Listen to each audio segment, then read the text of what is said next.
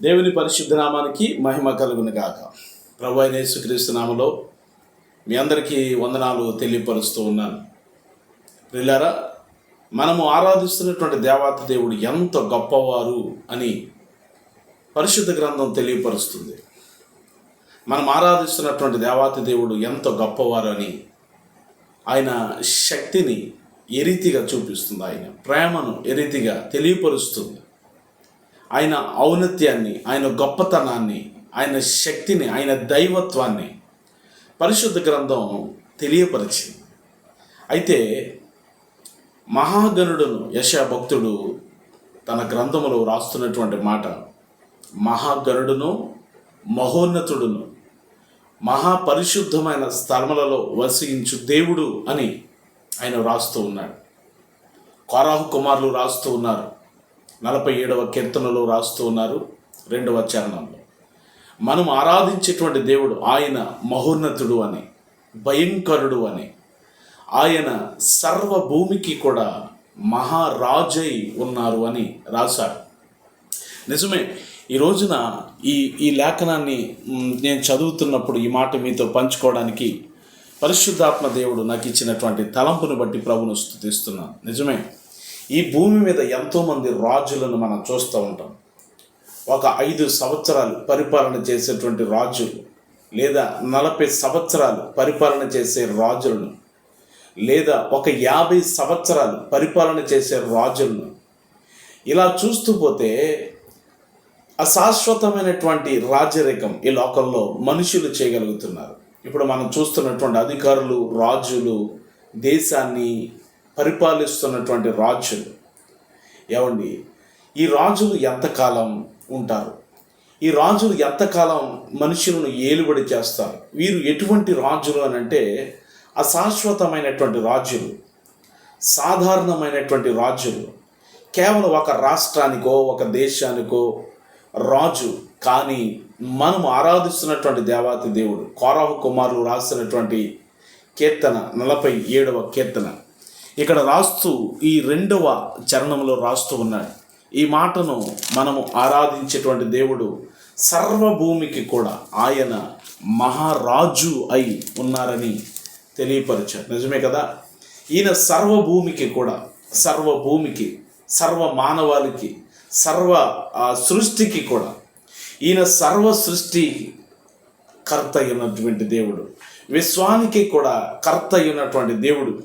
కాబట్టి విశ్వానికి కర్త అయినటువంటి దేవుని, విశ్వమునకు రాజు అయినటువంటి దేవుని మనము ఆరాధిస్తున్నాం. ఈ విషయం ఎంత సంతోషం కదండి.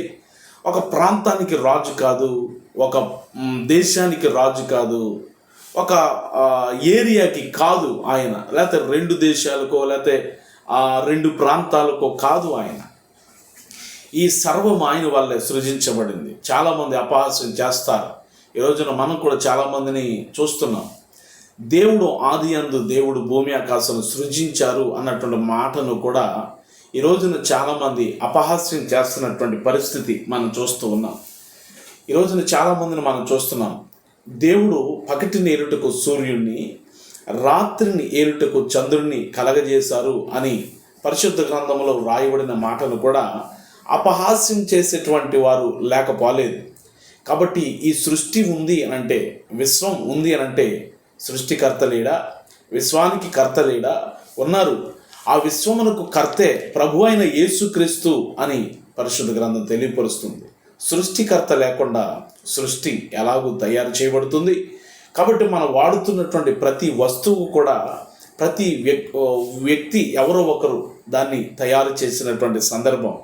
అలాగే మన ఆకాశానికి పరిశుద్ధ గ్రంథం చెప్తుంది ఆయన అంత గొప్పవారు అని అంటే, ఆయన హస్తంలో భూమికి పునాది వేశాయని, ఆయన చేతులు ఆకాశాన్ని వైశాల్యపరిచాయని, ఆయన సర్వభూమికి కూడా మహారాజు అయి ఉన్నాడని లేఖనం సెలవిస్తుంది. కోరాహు కుమారులు ఈ మాట రాశారు. ఆయన భయంకరుడు అని రాశారు. ఆయన మహా ఉన్నతుడు అని రాశారు. కాబట్టి ఆయన గొప్పతనం ఎంత గొప్పతనం అని అంటే, ఆయన నిరంతరము కూడా రాజు అయి ఉన్నాడు. నిరంతరము కూడా మహారాజు, సర్వభూమికి కూడా ఆయన మహారాజు అయి ఉన్నాడు అని వాక్యం సెలవిస్తుంది. అంత మాత్రమే కాకుండా 24వ కీర్తనలో కూడా ఒక చక్కని విషయాన్ని భక్తుడు తెలియపరుస్తూ ఉన్నాడు. పరిశుద్ధ గ్రంథంలో మనం తెరిచినప్పుడు 24వ కీర్తన 8వ చరణంలో ఈ మహిమ కలిగిన రాజు గుమ్మములారా మీ తలలు పైకెత్తుకున్నాడు అన్నటువంటి మాట అక్కడ కనిపిస్తుంది. పురాతనమైన తలుపులారా మిమ్మును మీరు లేవనెత్తుకునుడి అని. ఎందుకు తలుపులు లేవనెత్తుకోవాలి? గుమ్మములు ఎందుకు తలలు పైకెత్తుకోవాలి? ఎందుకు అనంటే మహిమ కలిగినటువంటి రాజు అని అంటున్నాడు. ఇక్కడ భక్తుడైనటువంటి దావీదు మహారాజు గారు రాసినటువంటి కీర్తన 24వ కీర్తన, ఈయన మహిమ కలిగిన రాజు అని చెప్తున్నాడు. ఏ రాజు అని అంటే మహిమ కలిగినటువంటి రాజు. మహిమ కలిగిన రాజు ప్రవేశించినట్లు పురాతనమైనటువంటి తలుపులారా గుమ్మములారా మీ తలలు పైకెత్తుకొనండి, మిమ్మును మీరు లేవనెత్తుకొనండి.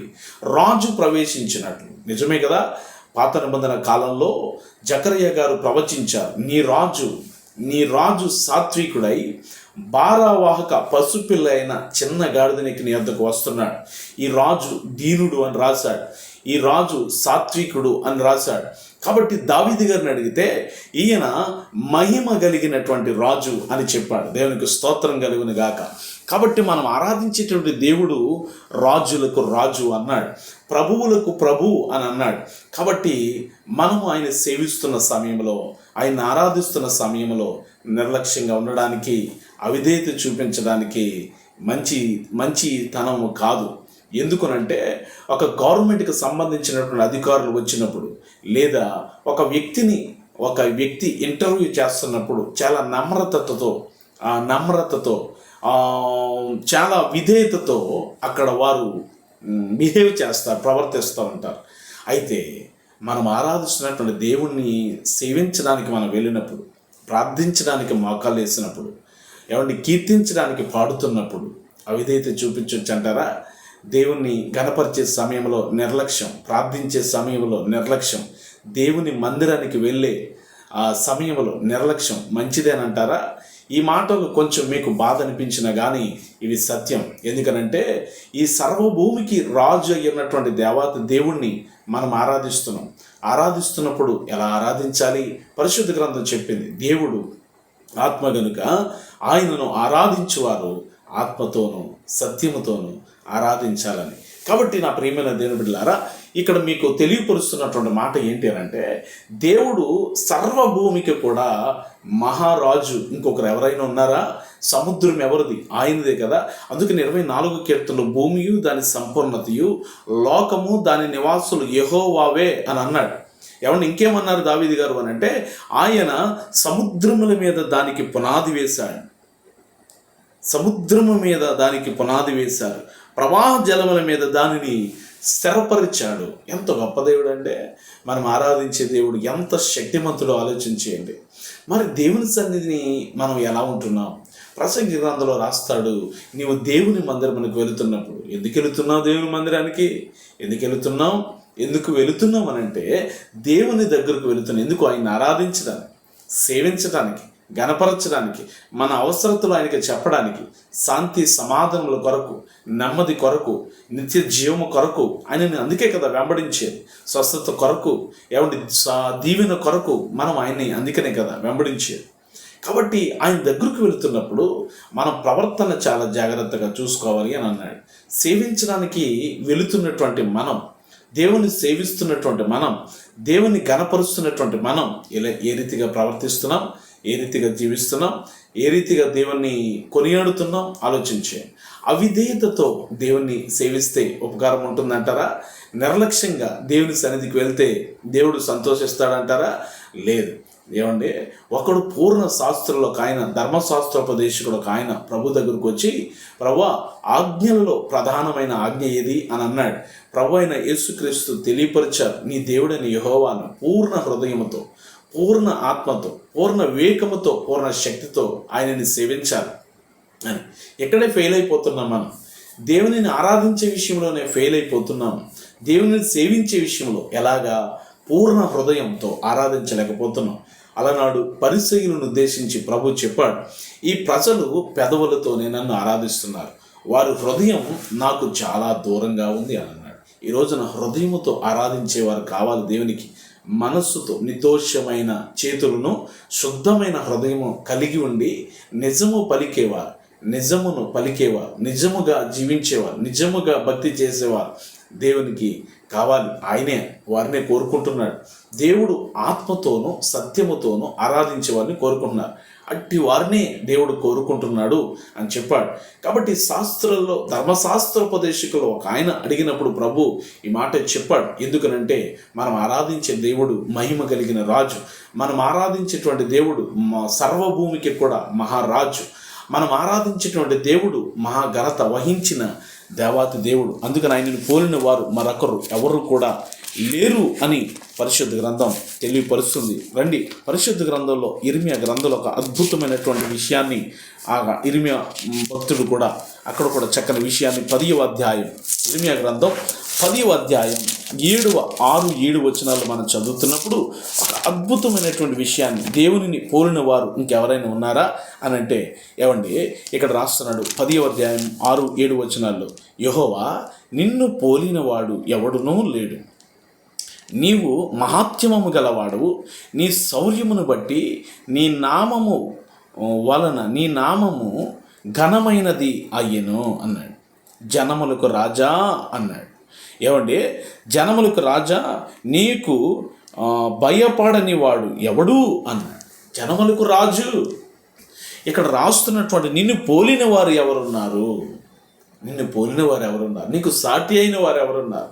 ఆయనకి పోటీ అయిన వారు, ఆయన ప్రేమకు కానీ, ఆయన జ్ఞానికి కానీ, ఆయన జ్ఞానములకు కానీ, ఆయనకి శక్తికి కానీ ఎవరు కూడా ఆయనకి సాటి అయిన వారు లేరు. అందుకని మనం కొన్ని సందర్భాలు కొన్ని పాటలు కూడా పాడుతూ ఉంటాం. ఏంటంటే యెహోవా నిన్ను పోలిన వారు ఎవరు, నిన్ను పోలిన వారు ఎవరునూ లేరు. అందుకని ఇక్కడ రాస్తున్నాడు, ఈయన జనములకు రాజు, ఆయనకు భయపడని వాడు ఎవడు భూమి మీద? జనములకు రాజా, నీకు భయపడని వాడు ఎవడు అన్నాడు. ఆయనను పోలినటువంటి వారు ఎవరు లేరు. ఇర్మియా భక్తుడు ఇక్కడ చెప్తున్నాడు, ఆయన జనములకు రాజు అని, జనములకు రాజు అని. అంత మాత్రమే కాకుండా 95వ కీర్తనలో కూడా రాస్తూ ఉన్నాడు, ఆయన మహారాజు అని. మనం ఆరాధించేటువంటి దేవాతి దేవుడు ఆయన మహారాజు అని రాశాడు. చూడండి, 95వ కీర్తనలో అక్కడ రాస్తున్నటువంటి మాట మనం చదివితే, ఆయన మహాదేవుడు, దేవతలందరికీ పైన ఉన్న మహాత్మ్యము కలిగినటువంటి మహారాజు అని. మహాత్మ్యము కలిగిన మహారాజు. ఏమంటే ఇక్కడ భక్తుడు, రండి మనం యెహోవాను గూర్చి ఉత్సాహధ్వని చేద్దాం, మన రక్షణ దుర్గమును బట్టి సంతోషగానం చేద్దాం, కృతజ్ఞతాస్తుతులతో ఆయన సన్నిధికి వచ్చేద్దాం. ఎందుకనంటే కీర్తనలో పాడుచు ఆయన పేరట సంతోషగానం చేద్దాం. ఎందుకు అనంటే ఆయనే మహాదేవుడు. హల్లెలూయా. యెహోవా మహాదేవుడు, ఆయన దేవతలందరికీ పైన ఉన్నటువంటి మహాత్మ్యము కలిగిన మహారాజు అని అన్నాడు. మహాత్మ్యము కలిగిన మహారాజు, గొప్ప రాజు. కాబట్టి ఏమండి, మలకీ గారి దగ్గరికి వెళ్తే 1వ అధ్యాయం 14వ వచనంలో రాస్తే, ఆయన రాస్తున్నటువంటి మాటను చదివితే గొప్ప రాజు అని రాశాడు. ఏమండి, దేవుడు గొప్ప రాజు, మహాత్మ్యము కలిగినటువంటి మహారాజు అని 95వ కీర్తనలో మనం చదువుతున్నప్పుడు, మలకీ గ్రంథం 1వ అధ్యాయం 14వ వచనంలో మనం చదువుతున్నప్పుడు అక్కడ రాయబడిన మాట ఏంటంటే ఆయన గొప్ప రాజు అన్నాడు. గొప్ప రాజు. అంత మాత్రమే కాకుండా పౌలు భక్తుడు తిమోతి సంఘానికి 1వ పత్రిక రాస్తూ ఉన్నాడు. ఆయన 1వ పత్రిక రాస్తూ 1వ అధ్యాయం 17వ వచనంలో కూడా మనం చదువుతున్నప్పుడు ఆయన రాస్తున్నటువంటి మాట ఏంటంటే, సకల యుగములలో ఆయన రాజు అయి ఉన్నాడు. సకల యుగములలో రాజయుండి ఆది అక్షయుడును అదృశ్యుడునగు అద్వితీయ దేవునికి ఘనత మహిమ యుగయుగములు కలుగునుగాక అన్నాడు. ఇక్కడ రాస్తున్నటువంటి మాట మనం చూస్తుంటే, శాశ్వత సకల యుగములలో ఆయన గొప్ప రాజు, సకల యుగములలో అంటే శాశ్వతమైనటువంటి రాజు అని మనం చూడొచ్చు. 20వ గ్రంథంలోనికి మళ్ళీ రండి, 10వ అధ్యాయంలోనికి వస్తే 10వ వచనంలో కూడా ఇదే మాట మనం చదువుతూ ఉన్నాం. ఏమన్నాడు ఇక్కడ? శాశ్వతమైనటువంటి రాజు యెహోవాయే నిత్యమైన దేవుడు, ఆయనే. ఏమండి, జీవము కలిగిన దేవుడు, సదాకాలము ఆయనే రాజు అన్నాడు. సదాకాలం ఆయనే రాజు అంటే శాశ్వతమైనటువంటి రాజు, శాశ్వతమైనటువంటి ఏకైక దివ్య పరిపాలకుడు. తిమోతి గారికి రాసినటువంటి మొదటి పత్రికలోనూ అక్కడ రాస్తాడు, దివ్యమైన పరిపాలకుడు అన్నాడు. దివ్యమైన పరిపాలకుడు. ఏమండి, అందుచేత మనం ఆరాధించేటువంటి దేవుణ్ణి సరి అయిన విధానంలో ఆరాధించాలి, వెంబడించాలి, సేవించాలి, గణపరచాలి, లోబడాలి. ఒక వ్యక్తి భూ సంబంధమైనటువంటి రాజులకి లేదా అశాశ్వతమైనటువంటి రాజులకి చాలా లోబడతారు. అయితే శాశ్వతమైన రాజుకి, దివ్య పరిపాలకుడైన రాజుకి, మహిమ కలిగిన రాజుకి, గొప్ప రాజుకి, మహాత్యమము కలిగిన మహారాజుకి, సర్వభూమికి రాజయ్యున్న దేవునికి, మహాఘనత వహించిన మహాపరిశుద్ధమైనటువంటి రాజుకి ఏమండి మనం ఎలా లోబడుతున్నాం ఆలోచించేయండి. ఆయన రాజులకు రాజు. దేవుని ప్రేమ మనకి చులకన కాకూడదు. దేవుడు చూపించే కృప మనము పాపము చేయటానికి మనం ఉపయోగించుకోవటానికి కాదు. దేవుడికి మనం లోబడాలి. రాజులకు రాజు, ప్రభులకు ప్రభు. ఆయన శక్తిని మనం గ్రహించిన వారమై ఆయనతో ఆటలాడారు ఇశ్రాయేలీయులు ఆయనతో ఆటలాడారు. ఆటలంటే ఆయన మాట వినలేదు. అరణ్యములో దేవుడు మాకు ఆహారాన్ని సిద్ధపరచగలడా, మాకు మాంసం ఇవ్వగలడా, నీళ్ళు ఇవ్వగలడా అని ఆయనని శక్తిని తక్కువ చేసి మాట్లాడారు. దేవుడు ఆ మాట విని కోపగించాడు. కోపగించాడు. మనం చూస్తే ఆయనకున్న శక్తి బ్రతికించువాడని నేనే, మృతి నొందించువాడని నేనే అన్నాడు. ఆయనకున్న శక్తి గాయపరిచువాడను, గాయాన్ని కట్టివాడిని. ఆయనకున్న శక్తి ఐశ్వర్యమును కలగజేసేవాడిని నేను, దారిద్ర్యమును కూడా కలగజేసేవాడిని. ఏమండి, ఇలా చూస్తూ పోతే దేవుడికి అసాధ్యమైనది లేదు. ఆయన గొప్ప రాజు, సర్వ సృష్టికి రాజు, విశ్వానికి రాజు. కాబట్టి రాజుని ఆత్మతో సత్యముతో ఆరాధించండి. దేవుని సన్నిధికి వెళ్ళేటప్పుడు క్రమంగా వెళ్ళండి. లోకములో కాసేపు, దేవునిలో కాసేపు కాదు. ఏదో నామకార్థంగానూ సేవించటం కాదు. భక్తితో, శ్రద్ధతో, లోబడి, విధేయత చూపిస్తూ, దేవునికి భయపడుతూ, దావీదు గారు రాసిన కీర్తన, ఆయన సన్నిధిలో గడగడ వణుకుతూ ఉన్నాడు. గడగడ వణుకుతూ ఆయన సేవిస్తున్నాడు అండి. ఆయన గడగడ సన్నిధిలో ఆయన గడగడ వణుకుతూ ఆయన సేవించారు. వాస్తవానికి మన జీవితాలు యేసు ప్రభువు అని పలకడానికి సరితోవు. కానీ దేవుడు మనల్ని ఏర్పాటు చేసుకున్నాడు. ఆయన ప్రేమ మనకి చులకన కాకూడదు. ఆయన ప్రేమ మనకు చులకన కాకూడదు. ఆయన మనం బ్రతికిస్తున్నాడు కాబట్టి ఆయనతో మనం చెలగాటం ఆడకూడదు. దేవునికి భయపడుతూ, దేవుని ఆత్మతో, సత్యముతో మనం ఆరాధించాలి. నిన్ను ఈ భూమి మీద బ్రతికించేవాడు ఆయనే.